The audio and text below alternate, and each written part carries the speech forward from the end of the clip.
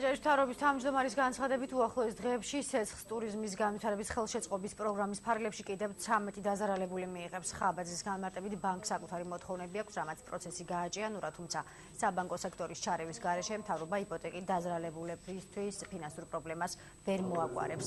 მთავრობის თავმჯდომარე ამბობს, რომ სესხს აგვისტოს ომის დროს დაზარალებულები მიიღებენ.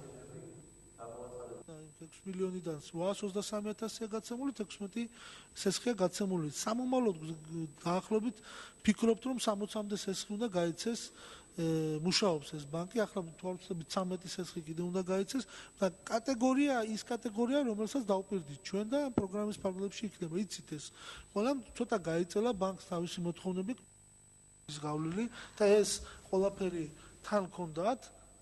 ანგარიშის დასრულების შემდეგ მთავრობის წევრებმა საზოგადოების შეკითხვებს უპასუხეს. შეკითხვები ბათუმში რვაფეხა შესაძლო დანგრევას, თოჯინების თეატრის შენობის რეაბილიტაციის დასრულებას, ყოფილ 53 ბატალიონში შესახლებულთა საკითხის მოგვარებას, აჭარის მაღალმთელეთში ტურისტული ინფრასტრუქტურის განვითარებას შეეხებოდა. მთავრობის განცხადებით თოჯინების თეატრის რეაბილიტაცია სავარაუდოდ მომავალი წლის პირველ კვარტალში დასრულდება. რაც შეეხება შესახლებულებს, მათგან უსახკარო, რომ მხოლოდ 70-მდე ოჯახი, რომელთა დროებითი საცხოვრებლებით უზრუნველყოფის ვალდებულებას სახელმწიფო აიღებს, რაც შეეხება მათ, ვინც რეგიონში საკუთრებას ფლობს, ტერიტორიის დაცლა მოუწევთ. ემუქრება თუ არა რაიმე საშიშროება ჰილტონის წინ მდგარ ურჩხულის შენობას? ოპტიმალური იქნებოდა თუ შევინარჩუნებდით რვაფეხას შეიძლება ახალს, მე ვფიქრობ, იქ შესაძლებელი იქნება ვთქვათ ინვესტიციას განხორციელდეს და ახალ ტერიტორიაზე, თუმცა ამას ჩვენ აუცილებლად გამჭვირვალედ და ღიად გავაკეთებთ ამ პროცესს.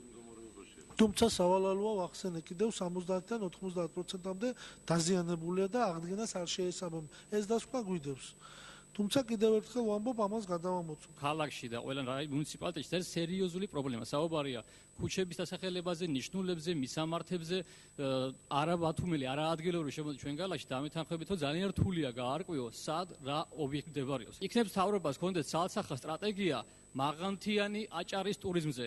ზემო აჭარაში ვიცით, რომ მისასვლელი გზა სადაც არის, ეს არის მშენებარე ჰესები. ანუ თუ ტურიზმი გვინდა რა, ჰესები უნდა დავათვალიეროთ. ჩვენ უკვე შექმნილი გვაქვს ის სისტემა, რა სისტემაზე თქვენ ისაუბრეთ, ეს არის ნიშნულების სისტემა, რომელიც უკვე გადაცემული არის ადგილობრივ ბათუმის მუნიციპალიტეტზე, რომელსაც მომავალი წლის ბიუჯეტში უკვე გათვალისწინებული აქვს ამ კონკრეტული პროექტის შემდგომი განვითარება. ჩვენ მუშაობთ ტურიზმის გრძელვადიანი სტრატეგიის შექმნაზე, უпростоრად შექმნილი გვაქვს უკვე აღნიშნული დოკუმენტი. რაც შეეხება კონკრეტულ პროექტებს, მიმდინარე წელს 10 ეკოტურიზმის მარშრუტი არის შედგენილი.